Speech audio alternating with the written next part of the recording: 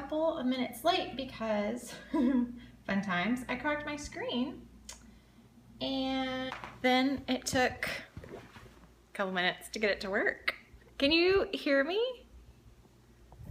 It looks like Katina joined and I have my husband on in the back bedroom so that we can make sure everything's working. Yay! This is so fun. Hi Whitney, hi Christiane. Yay, hey Holly. Okay, so I'm so excited to do this. Periscope is totally new for me. I have been watching along this week and learning lots of tips, including not to have it on a blank screen when you first turn it on because it takes a second or two for the camera to flip around. So choose something pretty and then have a little setup so that you don't have to hold your phone, which is obnoxious and annoying. So yay, this is so fun to try. Great, so we have been working on Sacred Ordinary Days, our liturgical day planner, and I've been shooting tons and tons of videos for folks who are downloading samples and hoping to, try it out and see if it works for them. Lots of those folks have been giving us really great feedback, and some of you are on here, which is so fun. I was like, please, friendly faces, that would really help. So the planner keeps getting better and better thanks to people trying it and downloading it and giving feedback, so thank you. So this is the little August sample. We just sent out September today. We actually gave it to our Facebook group a couple days early. But before I get too far, let me just actually introduce myself, which I totally forgot about, in case we're new to each other or maybe a friend sent you over here. Yay, 2 hearts! So fun. So I'm Jen Giles Kemper. I'm a spiritual director and I do coaching and consulting with small business owners and leaders in the nonprofit sector because I believe that we were each created uniquely and called to do all sorts of different things.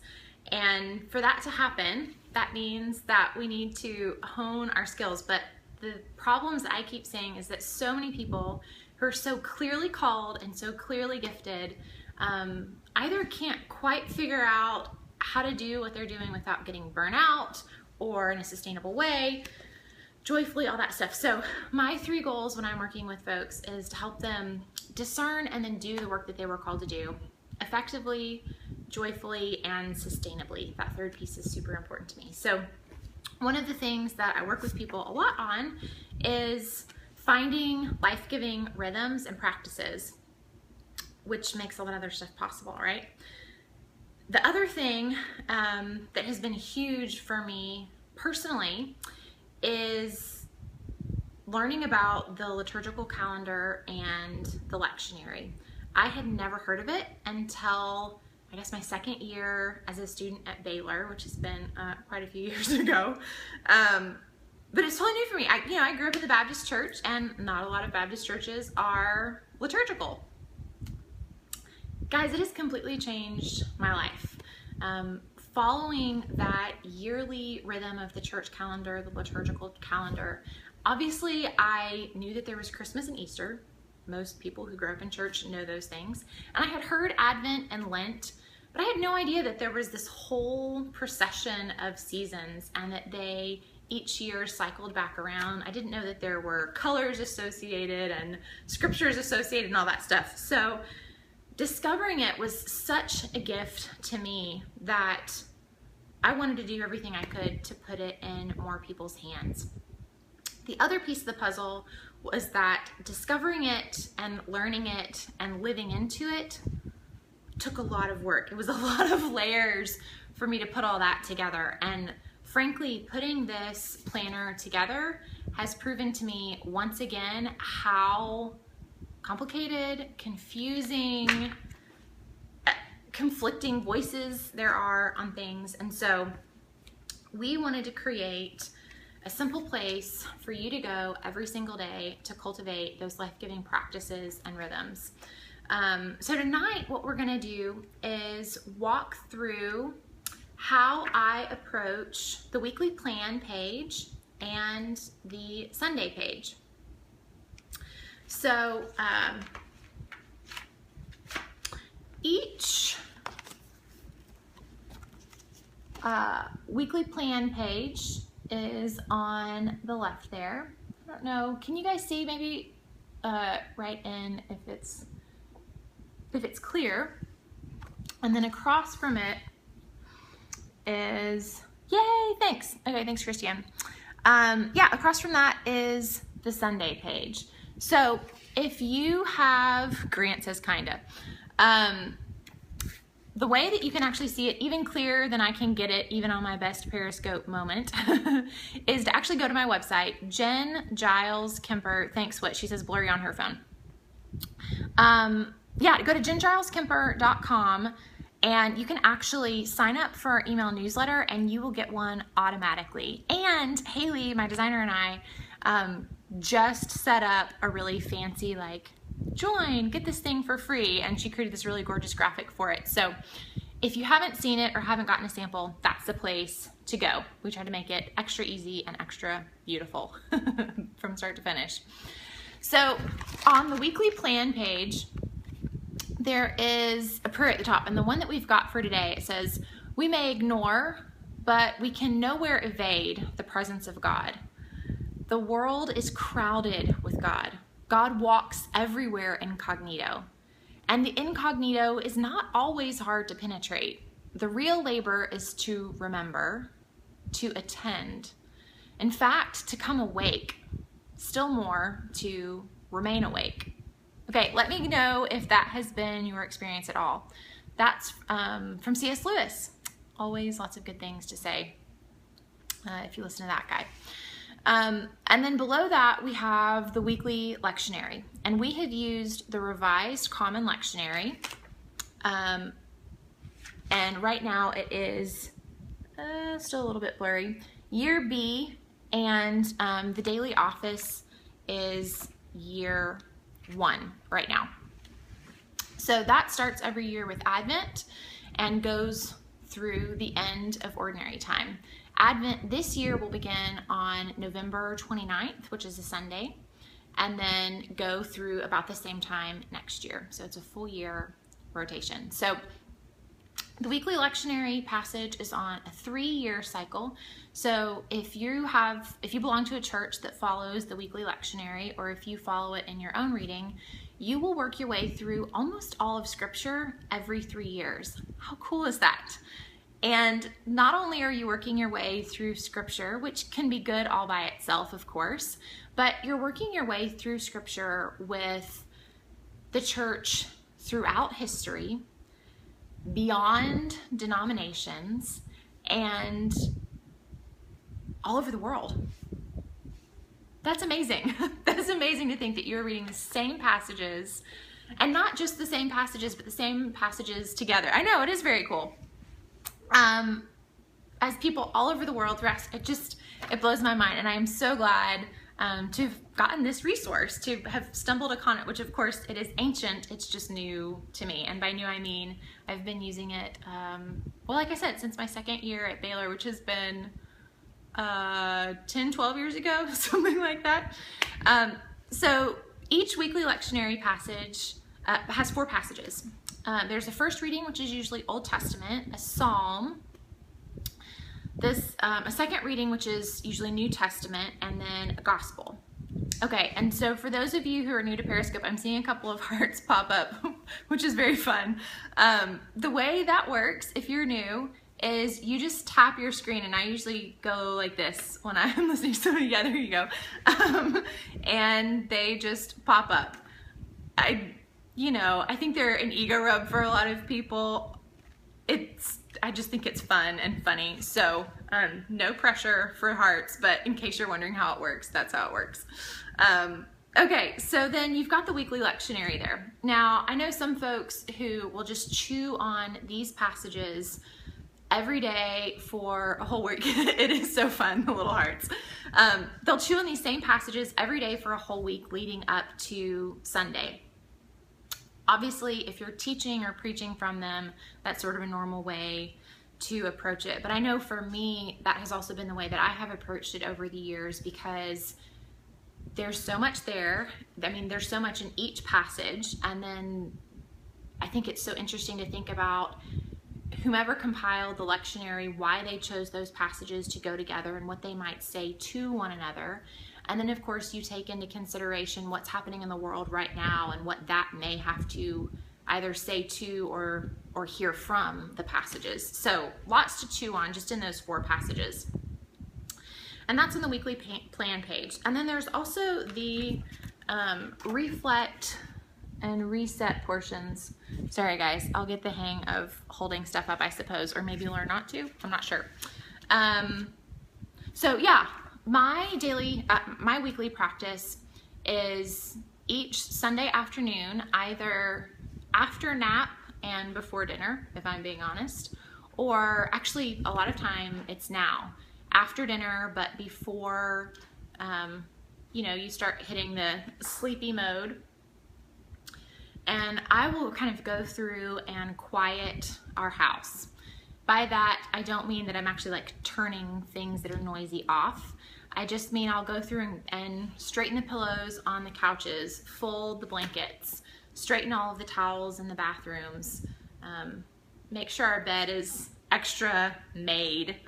I usually will try to get laundry done and finish the dishes. I'm sure my husband could comment and be like, yeah, try and always do not the same thing, which is totally true. But that's actually on my list when we get off. So to finish some of those things. And kind of once I've quieted the house, once I've quieted the house, I usually just, as it is here, sit and reflect on the previous week.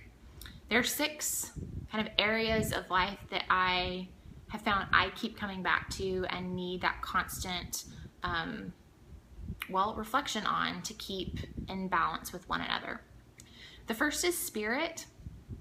For some people that will be very specific spiritual practices, or it will be maybe more generally about presence. Some people even think of spirit more in maybe how much you've been praying or how particular spiritual practices are going.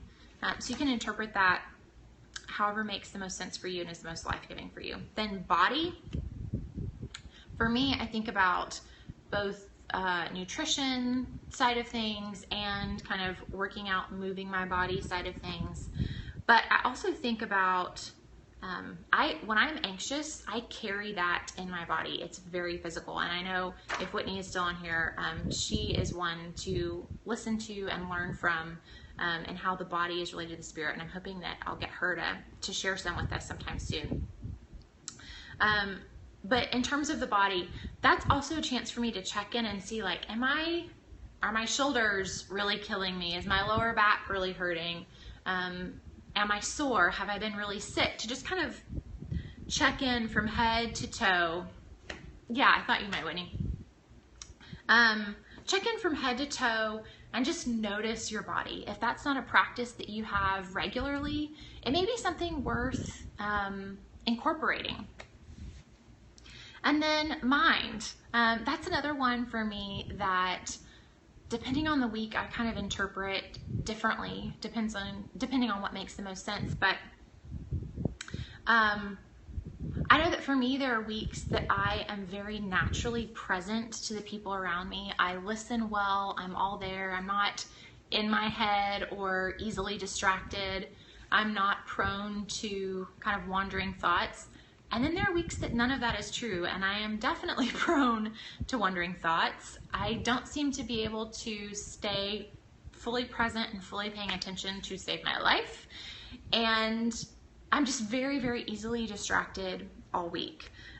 So sometimes that's the sort of thing that I'm reflecting on. And sometimes it's a check-in about what anxiety there might be going on, or what other things are kind of chewing the back of my mind, and how I can get rid of those so that I can be fully present to the people around me. And then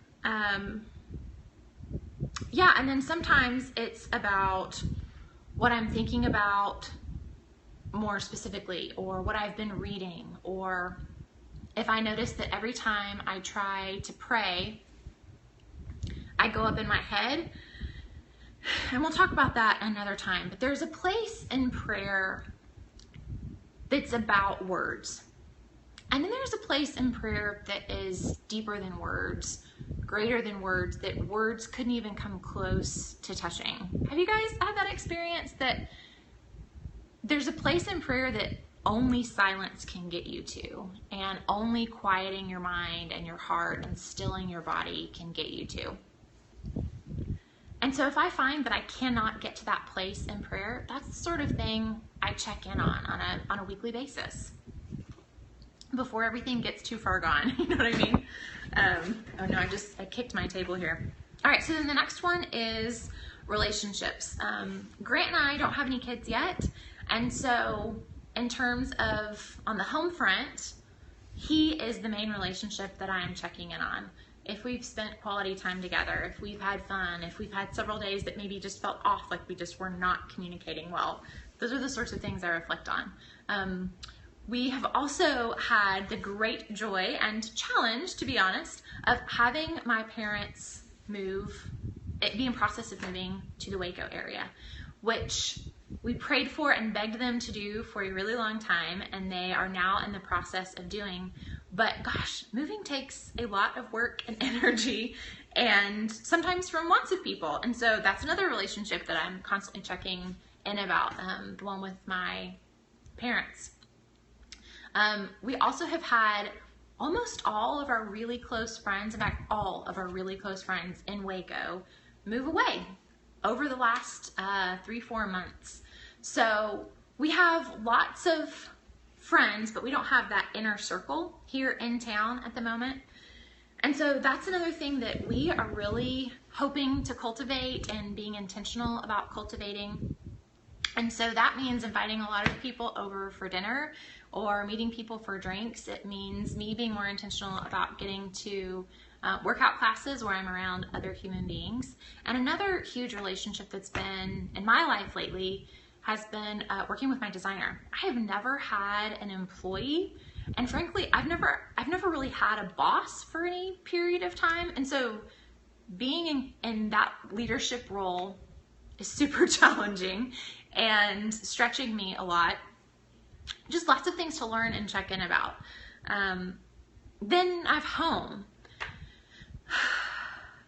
Guys, my home is my happy place. As much as I am an extrovert and as much as I love being out in the world, at church and nature, in my new office suite downtown, which is so amazing to not be at home in that regard. Actually, I think that for me, that makes home all the more valuable and all the more meaningful. Grant and I spent 6 months in Tulsa starting this time last year, and we got home into February, 1st of March. And when we got home, it was, even though we'd owned the home at that point for 4.5 years, Tulsa is great. It was like coming home for the first time all over again.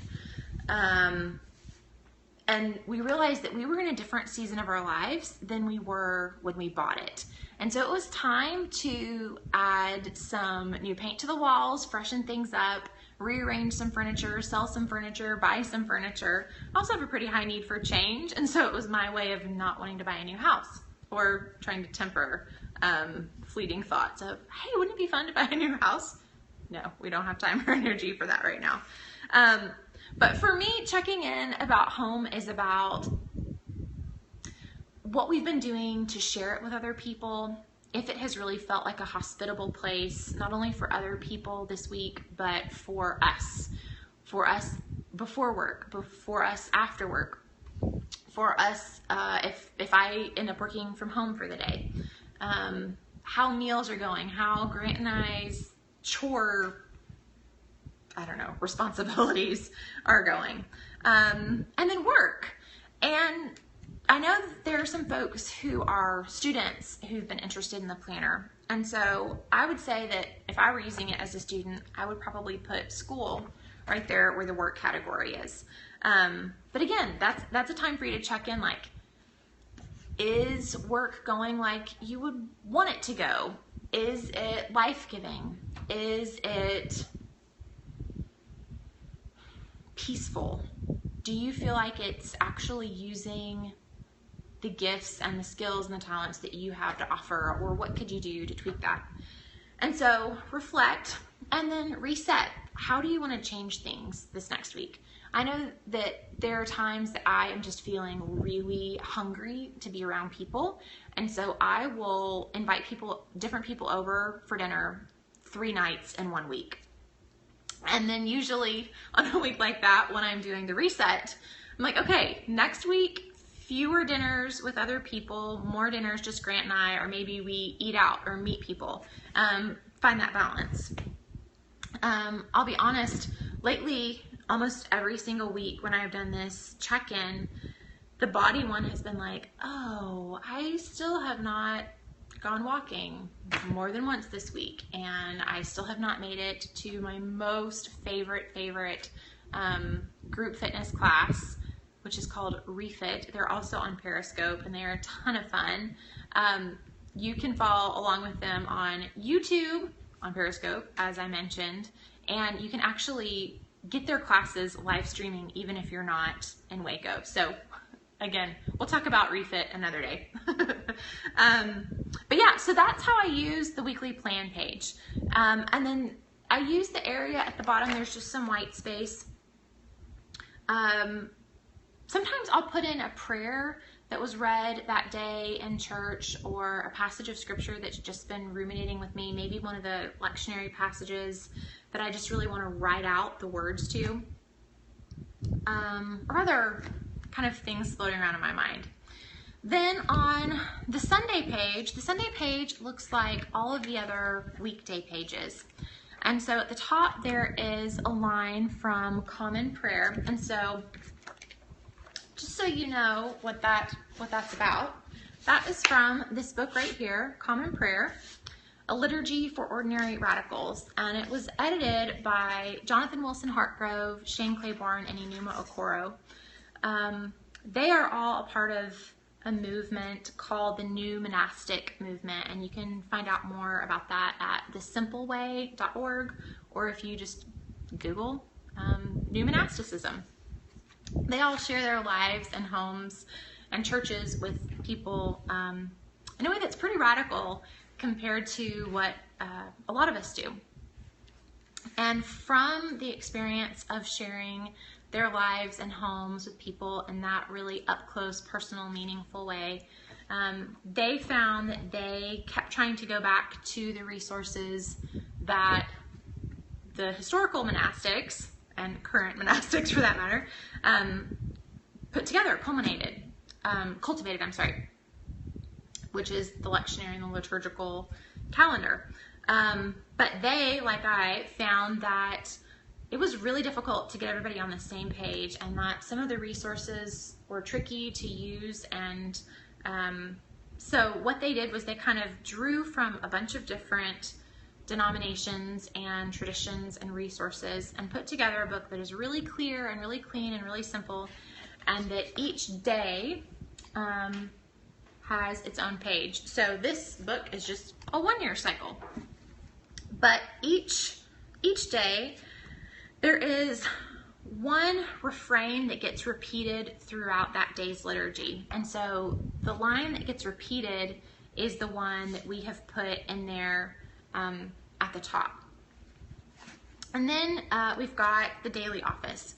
So as I said, right now we're in the daily office year 1. That is a 2-year cycle. And the daily office has an AM and a PM piece. This we pulled from the Book of Common Prayer. And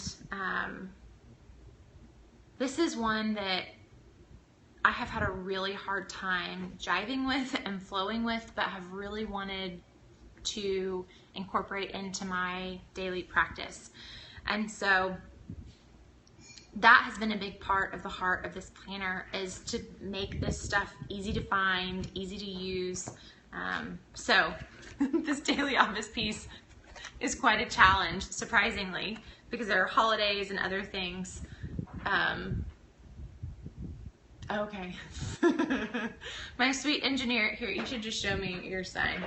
My sweet engineer just showed up with a sign. Does anyone have any questions? You have been doing, oh my gosh, 30 minutes of talking. Can you tell he's an introvert, that he's been tracking it that close? Yes, so I would love to know if you guys have questions. And I'm going to try to keep leaning in a little bit closer so that I can read your names and answer your questions. So if I see them pop up, I will answer them. So then you've got, then a daily, I'm sorry, not a daily reflection, but we have each Sunday a passage, a reflection piece specifically on the idea of Sabbath and rest. This one's, today's is, do not let Sunday be taken from you. If your soul has no Sunday, it becomes an orphan, which is from Albert Schweitzer. This particular piece of having a Sunday reflection piece that keeps continually calling me back to Sabbath has also been really helpful, because I'll be honest, growing up, we had some fairly specific Sabbath practices. For example, we didn't go shopping on Sunday because my parents felt that they shouldn't be contributing to anybody else not keeping Sabbath. We would often have a more quiet day at home, and that was very intentional and set aside. And I wasn't great at keeping those practices or building on them or kind of finding my own way with them once I was out of the house, until the last couple of years. We actually had a housemate several years ago, and if you spend any time with me, you'll hear me talk a lot about Bethany.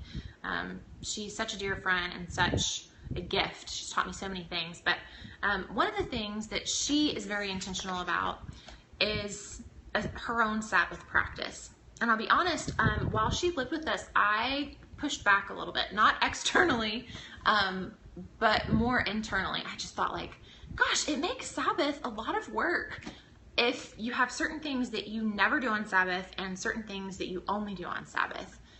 In some ways, it felt to me like there was a lot that I needed to cram in when I built this practice that way. And so for me, cultivating a Sabbath practice has really been about this constant reflect and reset. What is life giving to me right now in this season of my life, in this season of my work, in this season of my relationships, in this season of our home? Because as I said, we've had several seasons where we have had housemates, and right now we are in a season with just the two of us, just Grant and I, no housemate. Although we would love a housemate. So yeah, as you are thinking about what a Sabbath ritual looks like for you, we hope that these quotes and reflection pieces will be a place for you to keep asking yourself the question. I heard a great line the other day that if you don't know the answer, that's okay, to whatever question it is. Just don't be afraid to keep asking yourself the question. And the practice of continuing to ask yourself the question will sometimes make an answer appear that wouldn't have if you just asked yourself the question once and then let it rest and didn't keep coming back around to it. And then there's a bunch of reflection space there for you to kind of, again, go deeper with a sermon or with a song that has really been echoing in your mind. So, okay, I know there's just a couple of us on here now, and it is Sunday night, and you all no doubt have your own Sunday rituals and practices, but I would love to know, what questions do you have? I know it looks like those of you who are on here are folks who have and have been using our planner and giving us tons of great feedback. Christiane has been hugely helpful. She's a fellow spiritual director. She writes at stillforming.com. Is that right? .com?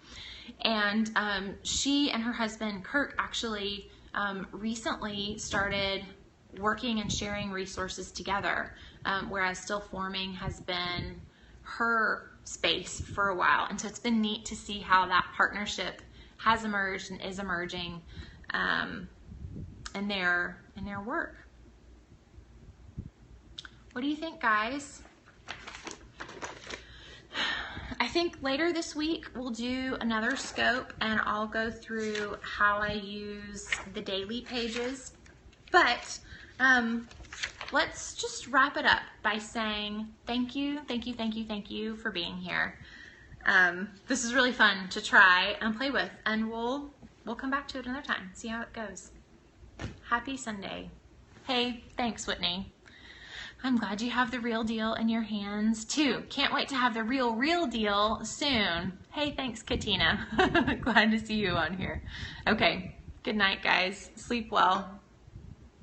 Oh wait, now I don't know how to turn it off. Swipe down to stop. Fun to be a newbie, right?